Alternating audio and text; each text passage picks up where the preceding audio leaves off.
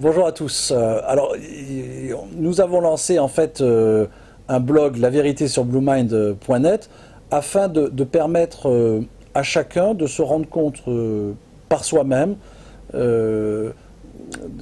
si ces gens-là ont ou pas mené une contrefaçon du logiciel OBM, qui est le logiciel de messagerie, d'agenda partagé et travail collaboratif qu'on développe maintenant ici à l'Inagora depuis plusieurs années.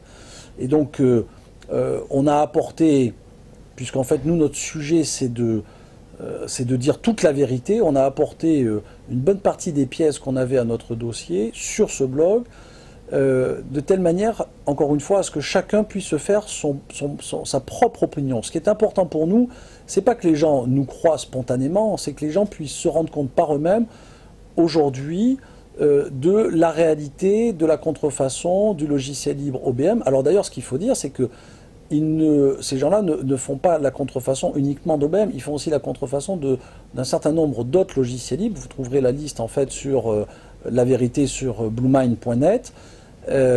C'est certainement la première fois en France qu'il y a une telle histoire de contrefaçon d'un logiciel libre.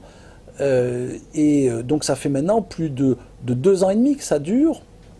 Et donc nous souhaitions ne pas attendre plus longtemps pour faire partager un certain nombre de vérités au plus grand nombre et que chacun puisse en fait vraiment se faire sa propre opinion. Alors certes, au-delà de la contrefaçon, il y a un certain nombre d'agissements et des fondateurs de cette entreprise et de l'entreprise elle-même, voire d'un certain nombre de salariés, d'actionnaires pour lesquels on mène, nous, aujourd'hui, un certain nombre d'actions juridiques contre eux, mais il faut vraiment faire la part des choses. Nous, on croit en la justice, on pense qu'au final, ces gens-là seront condamnés, c'est notre conviction profonde, mais naturellement, personne n'est là pour se substituer à la justice. Et donc, laissons faire la justice d'un côté. Par contre, l'autre sujet, c'est celui qui, moi, me concerne au premier chef et qui concerne en fait l'ensemble de la communauté du logiciel libre, tous ceux qui défendent en fait le logiciel libre, c'est de savoir si, oui ou non, un logiciel libre est bien soumis au droit d'auteur, et est-ce que un logiciel libre soumis à droit d'auteur peut être victime ou pas d'une contrefaçon. Nous, on pense que oui. On pense que là-dessus, il faut effectivement qu'on ait une jurisprudence forte qui permette enfin de clarifier ce débat-là, qu'il n'y ait plus aucune ambiguïté dans ce débat-là.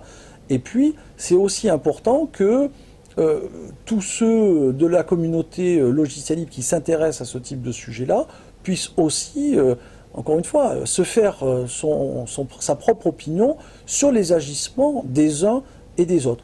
Moi, pour ma part, je trouve ça absolument inouï, incroyable que des acteurs qui se prétendent en fait du logiciel libre commettent en fait de tels actes de contrefaçon. Vous savez, nous, dans notre secteur, on a des valeurs de transparence, d'ouverture, de respect des autres, et en l'occurrence, toutes ces valeurs-là sont bafouées, et c'est le principe même du logiciel libre qui est bafoué, parce qu'à partir du moment où des acteurs de ce domaine-là acceptent eux-mêmes, parce qu'ils l'ont fait sciemment, c'est ce que vous découvrirez en allant sur ce blog, la vérité sur bluemind.net, vous verrez vous aussi que ces gens-là ont fait sciemment une contrefaçon de notre logiciel.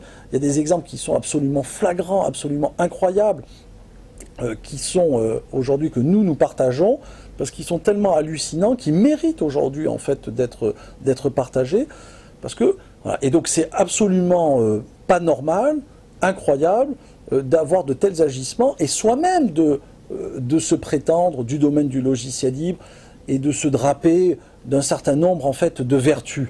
Voilà.